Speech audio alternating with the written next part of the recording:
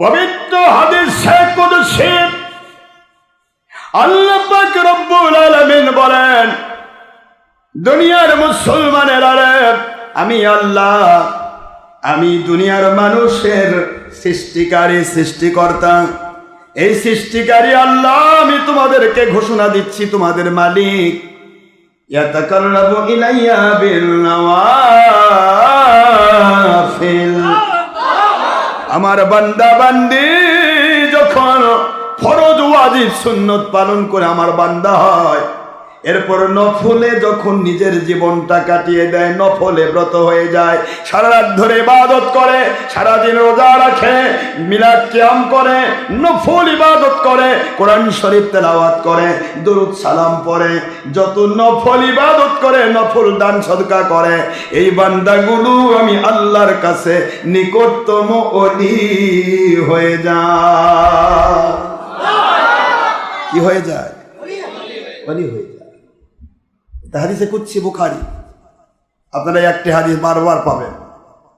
এটা বুখারী শরীফে সব ছাপা, লেবানিজ ছাপা, ইন্ডিয়ান ছাপা, দেওবন্দি ছাপা, বাংলা বাজার ঢাকার ছাপা, মিশরি ছাপা, যত ছাপা বুখারী দ্বিতীয় খণ্ড 963 পৃষ্ঠা, আরবি ভলিউম 26 পারা। আল্লাহ পাক বলতেছেন হাদিসে কুদসিতে, দুনিয়াবাসী, আমি আল্লাহ আমার ওলিদেরকে যখন ওলি বানাই নেই, তখন কি করি জানো? ইয়াতাকাররাবু ইলাইয়া বিন নওয়াফিল হাত্তা উহিব্বুহু, এত নিকটতম হয় যে আমি নিজেই ভালোবাসি। এখন খেয়াল করেন, মন দেন, হাদিসের দিকে মন দেন, যে আমি নিজে ওই বান্দাকে ভালোবাসি।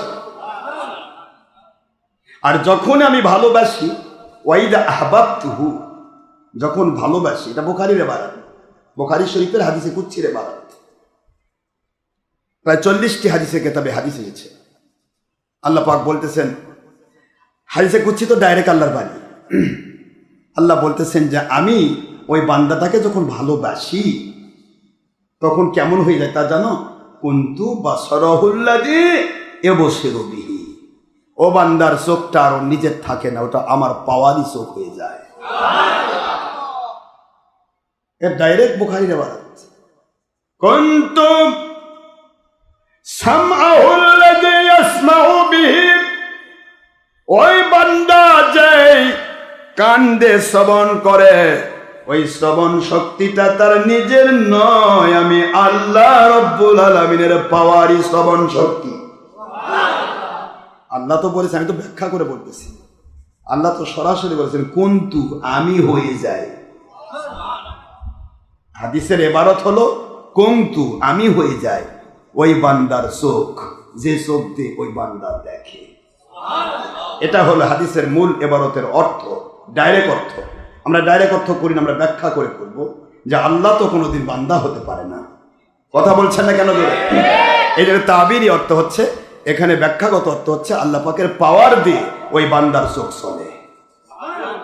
আল্লাহর পাওয়ার কিরকম বোঝেন তো? আল্লাহর পাওয়ার কি ছোট না বড়? যদি কেউ বলে যে বাংলাদেশের প্রধানমন্ত্রী পাওয়ার মুখটা চলে, বলে তাহলে কি ছোট পাওয়ার? মোটামুটি বাংলাদেশের সবচেয়ে বড় পাওয়ার লিসে চলে। কথা করছেন নাকি?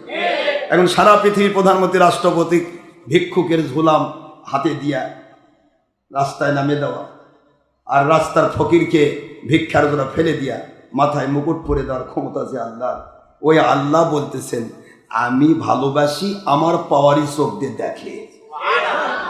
কে দেখে সেটা? কে দেখে? ওলি।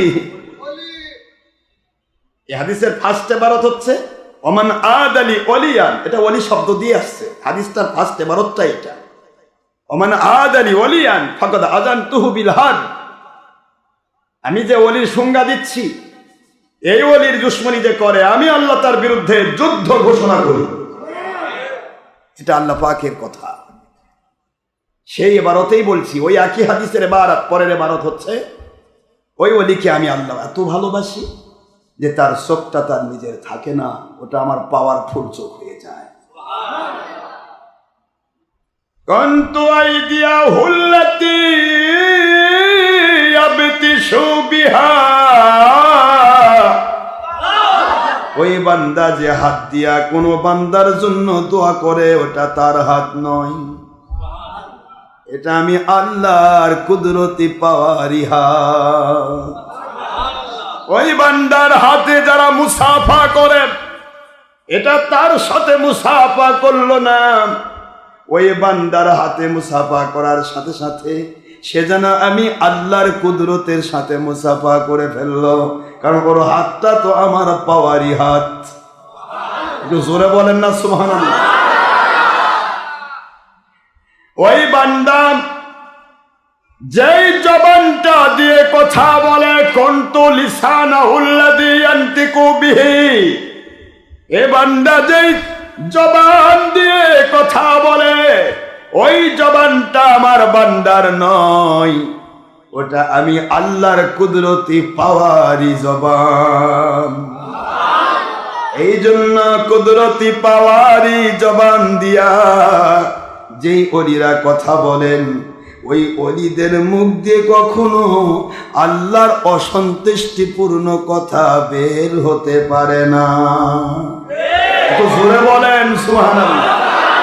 আল্লাহর পাওয়ারি, আল্লাহর কুদরতি পাওয়ার দিয়ে যেই জবান কথা বলে, ওই জবানটা কখনো ভুল ব্যাখ্যা দিতে পারে না, পারে না, পারে না, কারণ আমার আল্লাহর কখনো ভুল হয় না। আল্লাহ বলেন আমার পাওয়ারি জবান দিয়ে আমার ওলিরা যখন কথা বলে, আমি কোরআন সুন্নাহর যেই ব্যাখ্যায় খুশি হয়ে নিয়ামত ঢেলে দেই, হেদায়েত ঢেলে দেই, ওই নিয়ামত প্রাপ্ত বান্দা হিসেবে আমার ওলির মুখ দিয়ে হেদায়েত পাওয়ার মতো কথা আমি আল্লাহ বের করে দেই।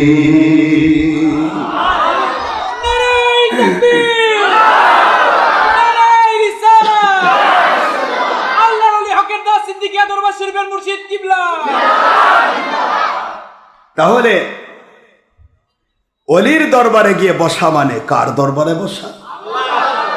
নাকি সন্দেহ আছে এখন? অলির দরবারে গিয়ে সময় কাটানো মানে কার দরবারে সময় কাটানো? এই জন্য ইমাম রুমি বলেছেন, তুমি কি আল্লাহর কাছে বসতে চাও, অলির কাছে গিয়ে বসো। তুমি আল্লাহর সাথী হতে চাও, অলির সাথী হয়ে